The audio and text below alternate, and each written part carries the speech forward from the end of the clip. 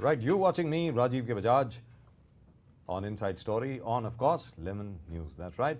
And tonight, we're going to discuss a whole lot of subjects, including the new labor laws that the government is planning to bring in. जी हाँ, जो नए श्रम कानून लाने वाली है सरकार, आखिरकार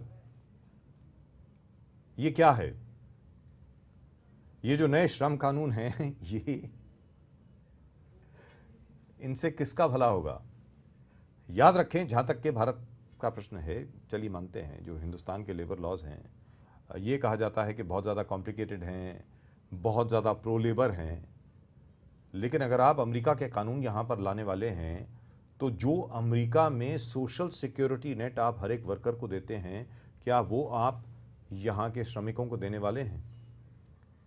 In America, for instance, you can go to the office and there is a possibility that you might get a pink slip.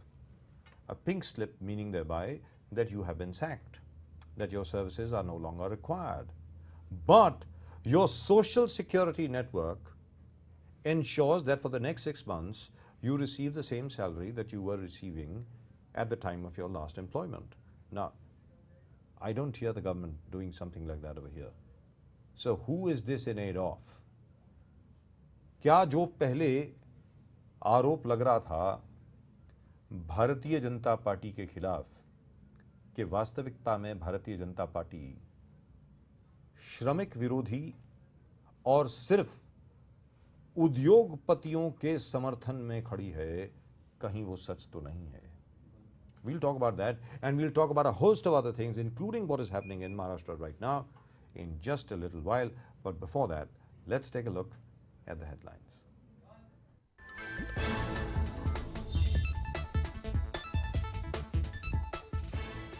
Modi सरकार काले धन पर अगले सप्ताह कुछ नामों का करेगी खुलासा। जेटली ने कहा कांग्रेस होगी शर्मसार।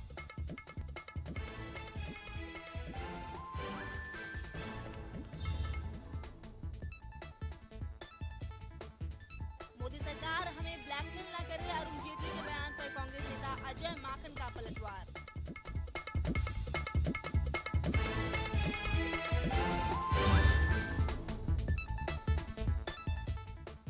रिजर्व बैंक का नया फरमान, केवाईसी फॉर्म नहीं भरने वालों का बैंक खाता होगा बंद।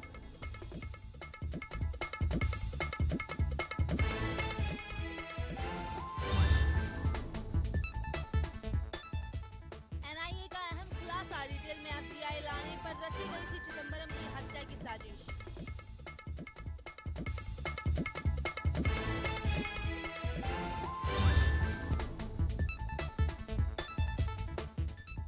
और दिवाली के मौके पर गूगल की कई सर्विसेज ठप, दुनिया भर के गूगल यूजर्स काफी परेशान।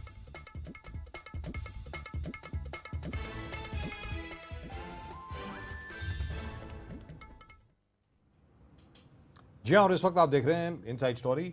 आप हैं लेमन न्यूज़ पर। मेरा नाम है राजीव कुमार बजाज और इस वक्त हमारे साथ हैं हमारे स्टूडियो में हमारे पुराने मित्र, आवर वेरी यंग फ्रेंड। इतने भी पुराने मित्र नहीं हैं, is very very young, but has been involved in the forefront of the Aam Aadmi Party's activities over here in Mumbai and in Maharashtra. Mayank Jain at the moment with us.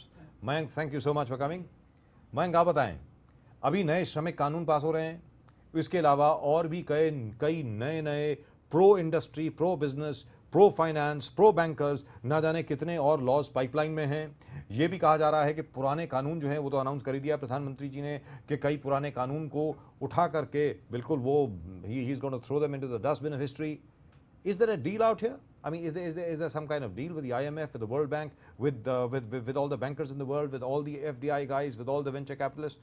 And on top of all that, the Bharatiya Janata Party-led government is refusing to reveal all the names of all the account holders. Now, I don't say that's black money. You can say that. I can't say that because I'm not sure. Of all the Swiss bank account holders that have been sent back by the government of Switzerland. आखिरकार ये हो क्या रहा है? ये बताएं, मैंक। First of all, I would just like to say I am not doubting the integrity of the government. We should not and we will not. But 4 months have passed by, 3 months, 3.5 months have passed by. We don't see anything constructive coming from the government right now. We said that new laws are going to come. When is the implementation going to be there? When are they going to hit the ground? Even there were a lot of good laws passed by the UPA government, like just a small correction. It's going to be 5 months. Sorry. Okay. Okay. Oh, 5 months. He was sworn in on, I think, 24th or 26th of May. Today, look at where we are today. So We are I in don't think October. I don't see anything constructive coming on the ground. Moreover, there were a lot of good laws passed by the UPA government also. Yes. But where was the implementation? So we believe that a good law is a law when it comes to the ground and hits the people, not in the books, not in the signatures, because that doesn't make any difference for the Aam Aadmi. To paraphrase Narendra Modi himself, after all, that's exactly what Narendra Modi has been talking about. कि कांग्रेस की अगर बात करें या UP की अगर बात करें, हर कोई यही बोलता है कि हमने ये कानून बनाया, वो कानून बनाया, लेकिन वो कानून लोगों तक पहुंचा कैसे? Precisely. आज की तारीख में अगर आप ये बताएं कि पिछले 4 महीने जो इस यूपीए सरकार के रहे, अगर हम सिर्फ 120 दिनों की बात करें, आपके मुताबिक आप आम आदमी पार्टी से हैं, आप ये बताएं कि as a spectator, because you have not participated in the elections this time, आप ये बताएं कि आपने क्या देखा कि ये जो भारतीय जनता पार्टी की सरकार है, क्या इसने जो कुछ भी कैंपेन के दौरान कहा था, आंदोलन के दौरान जो कुछ भी कहा था, चुनावी आंदोलन के दौरान जो कुछ भी कहा था, प्रचार के दौरान जो कुछ भी कहा था, क्या वो वास्तविकता में कुछ भी सच हुआ है? कोई भी चीज ऐसी हुई है जो कि आपके मुताबिक इस सरकार ने वास्तविकता में इंप्लीमेंट करी है? तीन कॉन्ट्रडिक्शंस की बात करते हैं. Let us talk about 3 contradictions. First, the BJP party was totally against FDI and everything. Yes. Now the same party is trying to bring more than 50%, 60% FDI in defense. That means they are going to open a sector which is supposed to be the most secretive in eyes of the enemies. Secondly, they had a big morcha of FDI जिसमें लिखा था foreign disinvestment के बदले उन्होंने बड़ा एक अच्छा एक बना के यूपीए का मजाक उड़ाया था, मुझे याद नहीं आ रहा इस वक्त. तो आप बताइए, ये चीज तो वही कर रहे हैं. दूसरी चीज, अब जिन्होंने अभी हवाला दिया, यूपीए बोलती थी कि ट्रीटी हमारे साथ नहीं है स्विट्जरलैंड की, तो हम कोई नाम रिवील नहीं कर सकते. तो क्या आपको कैंपेन के टाइम पे नहीं पता था ये? तो अब तो आपने पुरजोर से कहा कि नहीं हम नाम रिवील करेंगे. अब जब बात आई, सुप्रीम कोर्ट ने आपको पूछा, तब आप बोलते नहीं ट्रीटी है, हम नहीं कर सकते. तो यानी आपने लोगों को उल्लू बनाया. मोदी जी एक और चीज कहते थे कि करप्शन फ्री इंडिया बनाऊंगा. आपने येदियुरप्पा को पार्टी में क्यों निकाला? हाईकोर्ट ने कल ऑर्डर दिया, उनको निकालिए. अमित शाह जी को आपने बना दिया प्रेसिडेंट अपनी पार्टी का. हम नहीं जानते, आप नहीं जानते कि उन पे कितने दाग लगे हुए हैं. तो यानी आप बोलते क्या है, करते क्या है, यही बात हो गई ना. मैंने तो 3 चीजें आपको यहीं कहीं गिना दी. जी. और सबसे बड़ी चीज ये थी, ये भी कहा गया था कि हमारी सरकार आते ही 1 महीने के अंदर अंदर हम लोग जितने भी स्विस अकाउंट होल्डर्स हैं उनके हम नाम आपके सामने रख दें. Number 1. But by the way, that's exactly what the late Mr. Vishwanath Pratap Singh had also said about the Bofors deal, and till today the truth about the Bofors deal has not come out. और दूसरी चीज जो सब लोगों को effect करती है, सब लोगों के ऊपर जिसका प्रभाव पड़ता है, इस वक्त हमारे साथ है मयंक जैन, आम आदमी पार्टी के. सबके ऊपर जिसका प्रभाव पड़ता है वो है कीमतें. कीमतें नीचे आने का नाम नहीं ले रही हैं. यहां पर आप बताएं कि भाई ये क्या, मतलब after all it is there constituency. आखिरकार अगर आप देखें कि महाराष्ट्र चुनाव के जो परिणाम अभी आए हैं, अगर जो जिस प्रकार नरेंद्र मोदी जी की वेव चली, जिस प्रकार हर जगह पे ये हो रहा था, नरेंद्र मोदी मोदी मोदी मोदी हर जगह पर हो रहा था, लग तो ऐसा रहा था एक वक्त के भारतीय जनता पार्टी की खुद ब खुद 150 के 155 सीटें आ जाएंगी, क्योंकि वो 123 पर आकर के रुक गए. चलिए, उनके लिए बहुत बड़ी अचीवमेंट है if you compare it to the last assembly elections. But if you compare it to the Lok Sabha elections, I would say the Bharatiya Janata Party has been given a wake up call. मैं आपको एक फैक्ट बताता हूँ सर, शायद आपको पता हो, मुझे लगता है आप इतने बड़े जर्नलिस्ट हैं. I was just reading that day in one of the blogs where it said that out of the 27 constituencies where Mr. Modi campaigned, BJP lost in 17 constituencies. Right. Do you know that? Yes. So 7 have gone to the Sena, 7 have gone to the Congress, and 3 have gone to the NCP. Right. At the moment with us we've got our old friend and now honorable member of parliament Mr. Gopal Shetty with us. Gopal Shetty साहब नमस्कार. नमस्कार. राजीव कुमार बजाज बोल रहा हूँ, RKB बोल रहा हूँ lemon से. गोपाल शेट्टी साहब, सबसे पहले तो मतलब चुनाव परिणाम के बाद पहली बार हमारी बात हो रही है. सबसे पहले तो चलिए आपको मुबारकबाद, आपकी 155 सीटें नहीं आई लेकिन 123 आ गई. इसके लिए पूरी मुबारकबाद तो नहीं, लेकिन फिर भी मुबारकबाद, क्योंकि पहले आपकी बहुत कम थी, उससे तकरीबन तिगुनी हो गई है, 300% मोर. लेकिन ये आप 123 पर आकर के रुक गए, इसकी वजह आपके मुताबिक क्या है गोपाल शेट्टी साहब? देखिए, सबसे पहले तो दीपावली की शुभेच्छा सबको. जी, आपको भी. जी हाँ, धन्यवाद. मैं तो चुनाव के बारे में इतना ही कहना चाहूंगा कि हमको पहले से 3 गुना अधिक सफलता प्राप्त हुई. जी. हमारी युति टूटने के बावजूद मुंबई में हम युति के साथ में 13 लड़ते थे, उसमें से 5 जीतते थे. जी. 10 बार 5 जीते. अब इस बार हम मुंबई में सबसे बड़ी पार्टी के रूप में आ गए. 15 सीट हम जीते अकेले अपने बलबूते. मुझे क्या? लोग ये कह रहे हैं, तो आखिरकार ऐसा हो क्यों नहीं रहा है गोपाल शेट्टी साहब? केंद्र के नेता है हमारे, वो निर्णय लेंगे, जो कुछ भी निर्णय लेंगे सोच समझ कर लेंगे, जी। अच्छा ही निर्णय लेंगे, महाराष्ट्र का हित का निर्णय लेंगे। चलिए हमारे खैर, नेताओं का सबसे पहले से ही कहना है कि देश पहले, पार्टी बाद में और स्वयं लास्ट में। देश पहले पार्टी और बाद में और स्वयं लास्ट में। महाराष्ट्र के चलिए, बारे वेरी में जो गुड, पार्टी, वंडरफुल। महाराष्ट्र के बारे में पार्टी जो भी निर्णय लेगी वो जी। महाराष्ट्र के हित को पहले ध्यान में रखेगी। जी, लेकिन उसके गोपाल बाद शेट्टी पार्टी के साहब, बारे में सोचेगी। हाँ जी। गोपाल शेट्टी साहब, क्योंकि ये दीपावली है, दीपावली का मौसम है और आपने सबको शुभेच्छा भी दी है दीपावली की। आपसे जानना चाहता हूं, आप खुद यूनियन लीडर रह चुके हैं, आप खुद लेबर लीडर रह चुके हैं, जी। जो नए श्रम कानून हाँ। सरकार बनाने जा रही है, जिसके ऊपर ऑर्डिनेंस भी पास हो गया है, आगे जाकर के जैसी पार्लियामेंट का सेशन होगा आप उसको एकदम पार्लियामेंट में पेश करेंगे, उसका आप एक्ट भी बनाएंगे। मैं आपसे ये जानना चाह रहा हूं कि क्या ये नए श्रम कानून श्रमिकों के लिए दीपावली का तोहफा है या दीपावली की उनके लिए सजा है, ये बताएं। नहीं, भारतीय जनता पार्टी जो भी निर्णय लेगी कामगारों के बारे में, वो कामगारों का हित का होगा, उसमें जी। किसी ने संदेह करने की कोई आवश्यकता नहीं है। जी, दीपावली की तोहफा होगी, अच्छे दिन की शुरुआत होगी उससे। लेकिन गोपाल शेट्टी साहब, जो हम सुन रहे हैं और जो ऑर्डिनेंस हम लोगों ने पढ़े हैं अभी तक, उसमें तो साफ तौर पे जो पहले एक लंबा कॉम्प्लिकेटेड प्रोसेस होता था आपका फैक्ट्री बंद करने का, लोगों को बाहर निकालने का, उसको सिंप्लीफाई कर दिया गया है। अब ज़्यादा आपको किसी की परमिशन लेने की ज़रूरत नहीं है, आप किसी को भी बाहर कर सकते हैं, वगैरह वगैरह वगैरह। तो इसमें कामगारों का जो हक है, उनका जो हित है, उसको आप कैसे सुरक्षित रख रहे हैं, ये ज़रा बताएं। देखिए, तो बिल का कॉपी हाथ में आया नहीं है जी। लेकिन उसमें कुछ सुधार करना जैसा होगा तो वो भी करेंगे। देखिए, ये तो बिल जो ड्राफ्ट होता है, जी। एक सिस्टम होता है, एक प्रोसेस होता है, अधिकारी वर्क करते हैं उसको, जी। वो कैबिनेट में जाता है, जी। कैबिनेट के लोग उसको तय कर फिर बाद में डिस्कशन के लिए रखते हैं। जी। और सभी पार्टी के लोग डिस्कशन करके जो भी अमेंडमेंट होते हैं और अमेंडमेंट देते हैं उसमें, जी। और फिर जो भी उसमें काट छाट करके भी बिल लाते हैं, वो जिस हेतु के लिए लाते हैं वो हेतु साध्य होता है कि नहीं देखा जाता है। जी।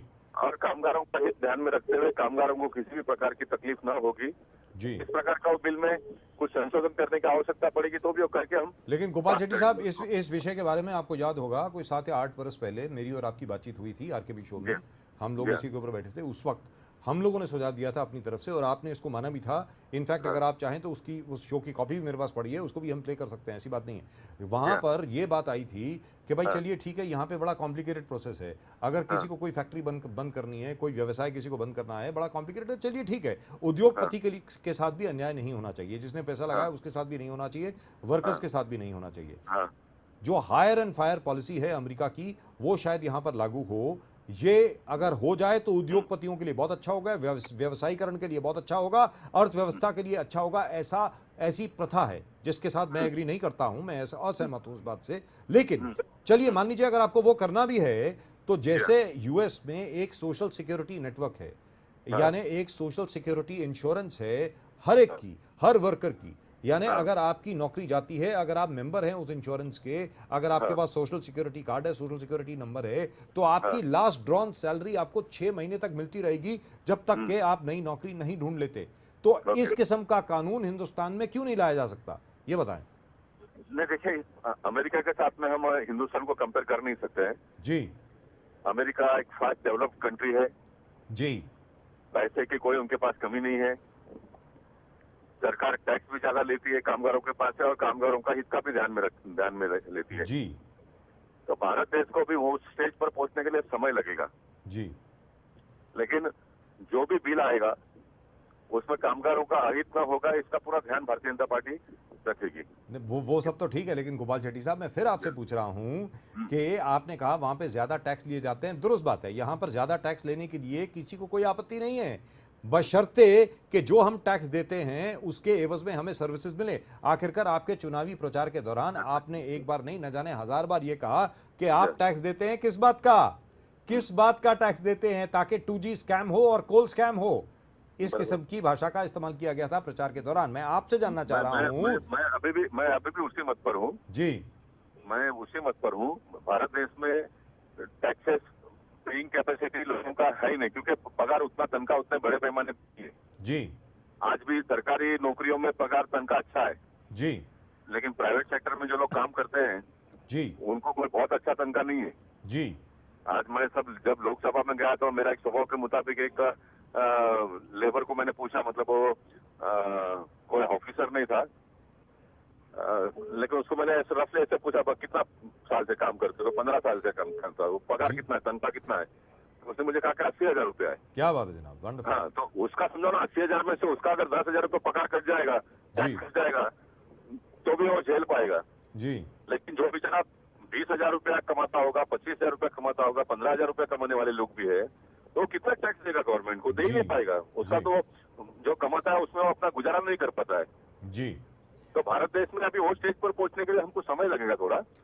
लेकिन गोपाल शेट्टी साहब, आखिरी सवाल ये, मुझे मालूम है कि आपको भी अभी सभा में जाना है, आप ये बताएं कि पिछले 120 दिनों की जो आपकी सरकार चली है उसमें जो आप लोगों ने वादे किए थे, चलिए वादे तो 60 महीने के लिए किए थे, अभी तो सिर्फ 4 महीने ही हुए हैं, लेकिन फिर भी जैसे ये ब्लैक मनी का मसला है, स्विस बैंक अकाउंट्स के जो नाम सामने आने चाहिए थे वो नहीं आए, कीमतें जो कम होनी चाहिए थी अभी फिलहाल तो कम नहीं हुई हैं। बहुत कम हुए। साहब आप गाड़ी चलाते हो, कितने बार डीजल और पेट्रोल के रेट कम हो गए? चलिए, और जहां तक के बाकी सब चीजों का प्रश्न है, आप ये बताएं क्या आप अपनी सरकार की परफॉर्मेंस से संतुष्ट हैं? गोपाल शेट्टी साहब, आपसे पूछ रहा हूं मैं। देखिए, मैं बहुत प्रामाणिकता से कहना चाहता हूं आपको जी। मैं संतुष्ट नहीं हूं, लेकिन समाधानी हूं। जी। संतुष्ट तो मोदी साहब भी नहीं है। मोदी साहब ने मुंबई के बोरेली के साथ सभा में कहा था कि 5 महीने में आपके जेब में एक भी रुपया आया क्या? लोगों ने कहा नहीं है। बोला फिर भी आप खुश हो क्या? लोगों ने कहा है। क्यों है?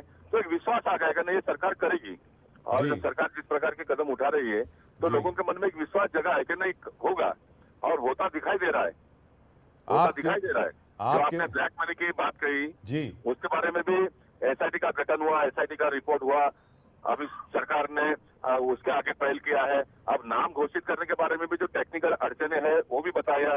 लेकिन ये टेक्निकल अड़चने हैं जब माफ कीजिएगा, क्योंकि आपने बोला, ये मैं सवाल पूछना नहीं चाह रहा था, क्योंकि आपने बोला है इसलिए मैं पूछ रहा हूं। डॉक्टर मनमोहन सिंह की सरकार थी, जब आप ये लांछन उनके ऊपर लगाते थे तब वो भी यही बोलते थे कि भाई डबल टैक्सेशन ट्रीटी है हमारी, इसकी वजह से हम लोग जो है नाम को रिवील नहीं कर सकते। आज अरुण जेटली साहब भी वही बात बोलते हैं, उस वक्त आप उनका मजाक उड़ाते थे, आज वो आपका मजाक उड़ा रहे हैं। तो आप ये बताइए गोपाल शेट्टी साहब, आप में और उनमें फर्क क्या है? नहीं तो सुनिए ना। हाँ बोलिए। मनमोहन सिंह साहब के सरकार ने बात को कहकर वहीं उसको स्टॉप कर दिया था। हमने वो नहीं कहा, हमने तो आगे कहा, सुप्रीम कोर्ट के आदेश के मुताबिक एसआईटी का गठन किया, हमने कामकाज को आगे बढ़ाया, हमने कोर्ट में एफिडेविट फाइल किया। हमको अभी नाम डिक्लेयर करने में ये दिक्कत आ रही है, लेकिन नाम डिक्लेयर करने में जो ट्रीटी हुआ है उसमें कंडीशन है क्या, आप सबका नाम, जो लोगों का भी नाम डिक्लेयर नहीं कर सकते हो, जो गलत है उसका ही नाम डिक्लेयर करना है। तो गलत कौन है इसकी छानबीन शुरू है। जैसे छानबीन का काम पूरा होते ही नाम डिक्लेयर करेंगे। आज भी जेटली साहब ने कहा है, और जहां तक कोई आज भी जेटली साहब ने कहा है कि जैसे ही नाम डिक्लेयर होगा तो कांग्रेस को हैरानी परेशानी होगी। यानी जो भी नाम है उसमें कांग्रेस का नाम है, लेकिन वो प्रोसेस और फॉर्मेलिटी पूरा करने के बाद में हम घोषित करेंगे। Right, and these are only the names, but in any event Gopal Shetty sahab, अगर ये भी हो जाए तो बहुत अच्छी बात है। मैं ये कहने जा रहा था कि ये तो वो लोग हैं जिनके लीगल अकाउंट्स हैं, जिनके कानूनन अकाउंट्स हैं स्विस बैंक्स में, और यहाँ पर आज की तारीख में स्विस बैंक्स में वैसे भी कोई खास पैसा रखता नहीं है, क्योंकि सब लोग अलग अलग जहाँ पे रखना शुरू कर दिया लोगों ने। जहाँ तक स्विट्जरलैंड का सवाल है, वहां पर there is only white money. जहां तक के ब्लैक मनी का प्रश्न है, ब्लैक मनी ये मतलब ये दिस इज, मतलब लोग कहते हैं tip of the iceberg, this is not even the tip of the iceberg. But in any event Gopal Shetty साहब, thank you so much for talking to us, बहुत बहुत शुक्रिया आपका, and very very happy Diwali to you, and congratulations for winning 123 seats, 300% increase, all the very best to you. और उम्मीद करते हैं कि दिवाली के बाद बहुत जल्दी भारतीय जनता पार्टी का मुख्यमंत्री उसका ऐलान हो जाएगा, उम्मीद ये करते हैं। Right, thank you so much. And at the moment still with us we still have Mayank Jain. Mayank, we were talking about labor, we were talking about Swiss bank accounts. जहाँ तक स्विस बैंक अकाउंट्स का सवाल है, Swiss bank accounts में जो rather Swiss banks में जो accounts हैं, in all likelihood they have a major legality. वहां के अकाउंट से मुझे ऐसा लगता है कि आपको कुछ मिलने वाला नहीं है। मयंक सर, मैं आपको एक बात पूछना चाहता हूँ। हम भारतीय ब्लैक मनी की बात करते हैं, ठीक है, आप मेरे को इतना बताइए, लॉजिकल बात मैं पूछता हूँ आपसे जी, आई माइट बी रॉन्ग, मेरा एक्सपीरियंस बहुत कम है पॉलिटिक्स में। इलेक्शंस आपने देखे अभी हुए, किस तरह पैसे की नंगी नुमाइश हुई है। आप पेपर खोलते नहीं उससे पहले बीजेपी के फ्रंट पेज कम से कम 3-4 जगह पेपर में दिखती है। मुझे एक बात बताइए, ये पैसा कहां से आता है? इलेक्शन के टाइम पे क्यों ये पैसा कहां से आता है, किसके पास जाता है? पॉलिटिकल पार्टी मोदी साहब इतने ट्रांसपेरेंट हैं तो क्यों वो घोषित नहीं कर देते कि मेरी पॉलिटिकल पार्टी, और रूल बन जाएगा कि हर पार्टी को आरटीआई के अंडर आना है। जी, ये करे ना। हर पार्टी इतना अपने 900 करोड़ के फंड नहीं बताते बीजेपी वाले, कांग्रेस है अपने 1900 करोड़ के फंड नहीं बताते हैं, एक हम ही पागल है जो 1 रुपए की डोनेशन भी वेबसाइट पे डाल देते हैं अपनी। जी। तो ये क्यों नहीं करते हैं? इतना पैसा कहां से आता है? यही ब्लैक मनी का सबसे बड़ा सोर्स है सर। जिस दिन हमारे पॉलिटिक्स में ब्लैक मनी यूज होना बंद हो गया, ये जो गंगोत्री है करप्शन की, वही खत्म हो जाएगी उस दिन sir. That's right. That is absolutely correct. And by the way, that is something that no politician, apart of course from the Aam Aadmi Party, is willing to do. But why? आखिरकार why? I really feel that Modi ji should do the real Right. best for our country. I really wish to God, but कुछ दिखता नहीं। जैसा आपने कहा 5, मैं तो 3 month कह रहा था, आपने 5 मंथ कहा। I don't see anything hitting the ground. Why so? I haven't seen any MP of my area taking a public meeting right now till date. लेकिन जहां तक पारदर्शिता का प्रश्न है, जिस प्रकार अभी ब्लैक मनी को लेकर के अन्ना हजारे जी ने कहा है कि हम एक और आंदोलन करने वाले हैं अगर ब्लैक मनी की पूरी लिस्ट बाहर नहीं आती, मैं आपसे जानना चाहता हूं क्या आम आदमी पार्टी वहां पर अन्ना हजारे जी का समर्थन करेगी? ये जरा बताएं। There are no two ways to it. अन्ना जी जहां जाएंगे हम वहां जाएंगे, और हमको तो किसी को पूछने की जरूरत भी नहीं है, क्योंकि हमको पता है हमारे जो लीडर हैं वो तो अन्ना जी को अपने पिता समान मानते हैं, तो हमको उनसे कुछ पूछने की जरूरत भी नहीं है। हम कोशिश करेंगे आंदोलन को जितना हो उतना सक्सेसफुल बनाने के लिए, क्योंकि हमने भी एक बार प्रेस कॉन्फ्रेंस करके लोगों के अकाउंट नंबर तक दिए थे गवर्नमेंट को, जिसको पूरा दरकिनार कर दिया और कहा गया ये तो ऐसी ही बातें करते हैं, हमने तो अकाउंट नंबर तक दिया था। अब जेटली साहब ये कह रहे हैं कि भाई कांग्रेस एम्बेरस हो जाएगी, तो क्या आप कांग्रेस के एम्बेरसमेंट के लिए वेट कर रहे हैं? कांग्रेस से आपकी ऐसी क्या डीलिंग है? एक तरफ दिग्विजय सिंह जी रंजन भट्टाचार्य को बचाते हैं, आप वाड्रा को बचाते हैं, और फिर आप कहते हैं कांग्रेस एम्बेरस हो जाएगी। आपको कांग्रेस को एम्बेरस से बचाना है कि देश को बचाना है? और दूसरी चीज ये है, अगर यही बात है तो यही चीज जाकर के एफिडेविट के तहत सुप्रीम कोर्ट में कह दिया जाए कि भाई आप परमिशन दे दीजिए। इसका सबसे सिंपल, साधारण, सरल तरीका यह है कि आप उच्चतम न्यायालय के सामने जाएं, एक अर्जी फाइल करें सरकार की तरफ से और ये कहें कि भाई this is creating a very bad impression all over the world that we are trying to protect people who have earned black money. So let the Supreme Court give an order. अगर आज supreme court order दे देता है, you will be forced to reveal the names. So I wonder why they don't do that. Bajaj साहब, राम जेठमलानी जी ने ये कहा जी कि these are just mere stupid excuses. The thing is that they don't want to do that. right. Now he's been working on the black money issue. So I take his word for that. Secondly, as you are right, if an affidavit is filed directly to the court, then the court will be the most happiest कि कुछ इस positive direction में किया गया है। पर वही है कि हमारी जो लीडिंग पार्टी है, रूलिंग पार्टी, उसको ऑपोजिशन में सारे आइडियाज आते हैं, जब वो रूलिंग गवर्नमेंट में आ जाती है सारे आइडियाज उनके गायब हो जाते हैं। Then they just become like the ruling party जो पहले थी। But the fact remains, Mayank, you will have to admit that Mr. Narendra Modi is making the right noises. जहां तक के प्रचार का प्रश्न है, प्रचार में वो बिल्कुल ठीक ठाक बातें कह रहे हैं अभी तक, जहां तक मुझे लग रहा है। सर, प्रचार से देश नहीं चलता ना, देश काम से चलता है जी। और प्रचार से अगर देश चलने लग गया फिर तो बहुत अच्छे अच्छे स्पीच देने वाले भरे हैं बीजेपी में, कांग्रेस में भी। तो प्रचार, और मुझे एक बात बताइए, कांग्रेस में नहीं है अभी। नहीं है सर, ऐसी बात नहीं, कांग्रेस में और अगर है तो उनको पर्दे के पीछे रखा गया है। हाँ, वो अलग बात है बेचारे, बिल्कुल उन बेचारों को भाषण देने ही नहीं दिया जाता। बिल्कुल, आई एग्री। बट ये है कि अगर भाषण देने से सर देश चलता फिर तो बहुत अच्छे अच्छे लीडर्स हमारे यहाँ बने, पता नहीं देश अमेरिका के ऊपर होता आज। But that is not the fact of the matter. देश चलेगा दिल्ली से अपने ऑफिस में, और मोदी जी के ऑफिस में कम रहते हैं, प्रचार में ज्यादा रहते हैं। अब दिल्ली में जब आ जाएंगे तो वो दिल्ली में प्रचार में बिजी हो जाएंगे। तो भाई चला कौन रहा है? सरकार प्रचार चला रहा है कि सरकार चला रही है? और यहाँ पर लेकिन गुजरात भी ऐसे ही चला है, ऐसी बात नहीं है। अगर असल में अगर आप इसकी इनसाइड स्टोरी में अगर आप जाएं तो गुजरात भी ऐसे ही चला है। अगर आप गुजरात की इनसाइड स्टोरी में जाएं, अगर आप गुजरात की इनसाइड स्टोरी में जाएं तो आपको पता चलेगा ऐसी ऐसी चीजें कि माल न्यूट्रिशन सबसे ज्यादा गुजरात में है। गुजरात एजुकेशन में भी 15वें नंबर पे आता है। Very disputed figures. No, these are figures by the government agencies. I agree with you. But those figures, there are lots of figures in figures. There are lots of statistics in statistics, and we'll have to do a special show for that. And since there is nobody else from the BJP to defend himself, let's not get into that. But one final question to you. जहाँ तक के black money का प्रश्न है, अन्ना हजारे जी का जो आंदोलन है, जो हमारे पास इंफॉर्मेशन आई है, वो बहुत ही जल्द शुरू होने वाला है। क्या आपके पास कोई हिदायत आई है या आपके पास कोई इस प्रकार की जानकारी आई है कि बहुत ही जल्द, यानी अगले हफ्ते या 10 दिन के बाद या 1 महीने के बाद, इस प्रकार का दोबारा आप लोग आंदोलन करने वाले हैं? वो जरा आप हमारे दर्शकों के साथ शेयर करें। अब तक तो खैर ऐसी जानकारी नहीं मिली, और खैर जानकारी मिलने की ना भी मिले तो एक दिन भी पहले पता चले तो we will flood whatever ground Anna ji sitting on. हम वहां पहुंचेंगे, उनका पूरा साथ देंगे, क्योंकि हमारा मुद्दा भी रहा है ये ब्लैक मनी, एक तरह से करप्शन ही करप्शन आम आदमी पार्टी का सबसे बड़ा मुद्दा रहा है। और एक और चीज़ बजाज साहब, एक इंटरेस्टिंग बात बताना चाहता हूँ। आप जो बोल रहे थे नई गवर्नमेंट बननी है, देवेंद्र फडणवीस बहुत अच्छी इमेज वाले हैं, यंग हैं, हम तो चाहते हैं वही बने, बट आम आदमी पार्टी तुरंत धमाका करने वाली है, एक बहुत बड़ा स्कैम निकाल रही है, और तब हम फडणवीस साहब से कहेंगे कि इसकी जांच करवाइए और इरिगेशन की भी जांच कराइए, स्कैम की जो पेंडिंग पड़ा है 70,000 करोड़ का। जी, लेकिन ये नया स्कैम जो है वो उसका संबंध किससे है?